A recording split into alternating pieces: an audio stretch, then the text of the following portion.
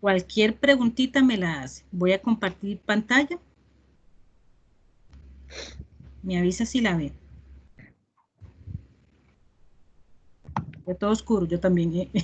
Ok, listo. Perdón ahí, espero no marearla. Listo. Ok. Bueno, vean. Prácticamente lo que les voy a brindar ahora es como la introducción a la unidad 2 del curso. Entonces, prácticamente el objetivo de esta unidad es colocarlos a ustedes en un proceso de reflexión a nivel local, pero que entiendan el contexto general del desarrollo de la ingeniería, que creo que el video 1 se los plantea en términos muy generales. El contexto específico es lo que ustedes van a ir buscando al ver si lo que están brindando los videos realmente aplica o no para Costa Rica. Y ambos videos permiten determinar cuáles son esas estructuras que justifican el desarrollo en ingeniería y esas estructuras políticas y económicas que permiten que la ingeniería se dé. Entonces, prácticamente el objetivo de la unidad es contextualizar el ejercicio de la ingeniería dentro de una realidad social, económica y política. Entonces, a grandes rasgos, el primer video plantea un panorama sobre el desarrollo en ingeniería, que yo quiero que ustedes lo entiendan por esos tres grandes fenómenos históricos. Número uno, la revolución industrial. La revolución industrial lo que viene a cambiar es la manera en cómo el ser humano se mueve en el mundo. Es decir, viene el desarrollo del barco de vapor, el desarrollo de el tren, con el proceso de la industrialización viene el proceso del desarrollo del vehículo, tal y como lo conocemos hoy en día. También la industrialización implica la modificación de la manera de crear productos, ¿verdad? Viene el proceso industrial y automatización de algunos procesos. Y el último elemento es el desarrollo de la industria de consumo, marcado por un alto componente económico, es decir, grandes capitales que se mueven a lo ancho y largo del mundo para dinamizar las economías. Entonces, prácticamente se habla de que el capitalismo ha tenido tres grandes momentos. El primer momento que se da de 1700 a 1850, que era lo que te describía, que era el crecimiento del capital industrial. Entonces las personas empiezan a invertir en procesos tales como transporte, por ejemplo, mejorar los medios de transporte, ya sea vapor, tren y posteriormente el vehículo. Entonces teníamos un capitalismo que se desarrollaba en la casa, por decirlo así. Inglaterra desarrollaba su propio capital, Alemania. Todo este fenómeno se da mucho en Europa porque es ahí donde inicia la revolución industrial. El capitalismo monopolista se caracteriza por, digamos que yo tengo mi economía en mi casita, todo bien, pero yo quiero más. Entonces, ¿eso qué significa? Que yo me voy a otro lugar, ¿verdad? Porque ya mis recursos naturales ya yo no los tengo y yo necesito recursos naturales para mover el capital, pero otro país sí los tiene. Entonces tenemos como por ejemplo cuando Inglaterra va a África. ¿Qué es lo que hace con África? Extrae todos sus recursos, ¿verdad? Naturales, les inyecta, por decirlo así, dinero y empieza a mejorar su economía. ¿Se entiende esto, Alison? Sí, profe. Ok, entonces tenemos aquí lo que conocemos como los grandes, el modelo imperialista. Entonces tenemos una Inglaterra que está en África, otros países, por ejemplo, Portugal es un ejemplo de un imperio, cómo Estados Unidos se separa de Inglaterra y se transforma en Estados Unidos, ¿verdad? Entonces todo eso viene a desarrollar una lógica económica distinta. El capitalismo tardío se da después de la Segunda Guerra Mundial. ¿Qué es lo que pasa acá? Después de la guerra, Europa queda sin dinero, queda totalmente quebrada. Entonces, ¿qué es lo que hace Europa? Europa tenía las grandes industrias, pero no podía mover su economía porque no tenía las posibilidades de hacerlo.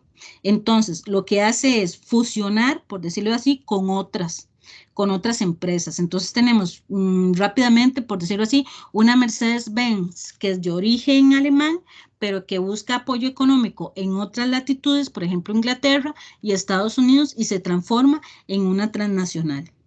Entonces tenemos que antes de utilizar un mercado local en donde yo hacía carritos solo para Alemania, yo me empiezo a extender a todo el mundo con el apoyo económico de otros estados.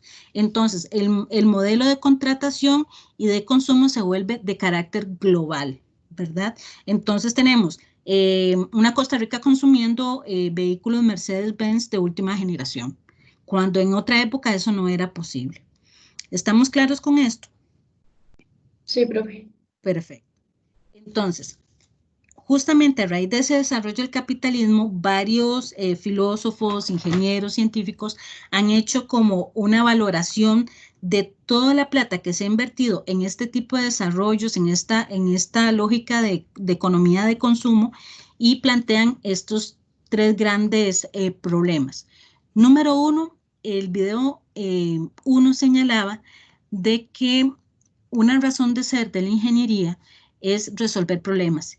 Y no solamente los que hay, sino los que no hay, ¿verdad? Y de hecho, cuando yo resuelvo lo que no hay, es lo que ese filósofo, el video 1 plantea que se llama progreso. Entonces, curiosamente, a pesar de todo el desarrollo científico y tecnológico y todo el desarrollo que se ha dado en cada una de las ingenierías, los grandes problemas de la humanidad no han sido resueltos, como por ejemplo el hambre, la seguridad alimentaria. Grandes enfermedades no han sido todavía, no se les ha encontrado la cura, por decirlo de alguna manera. Un poco el ejemplo que está ocurriendo hoy en día, ¿verdad? Tenemos un virus que colapsó toda la economía mundial, y a pesar de que hay grandes recursos económicos, todavía no se logran crear las condiciones para que se dé la cura de la misma. No es por falta de conocimiento científico, creo que es más bien por falta de ponerse a conversar y dejar lo económico de lado. Pero digamos, ese es un ejemplo para decirte que los grandes problemas no han sido resueltos.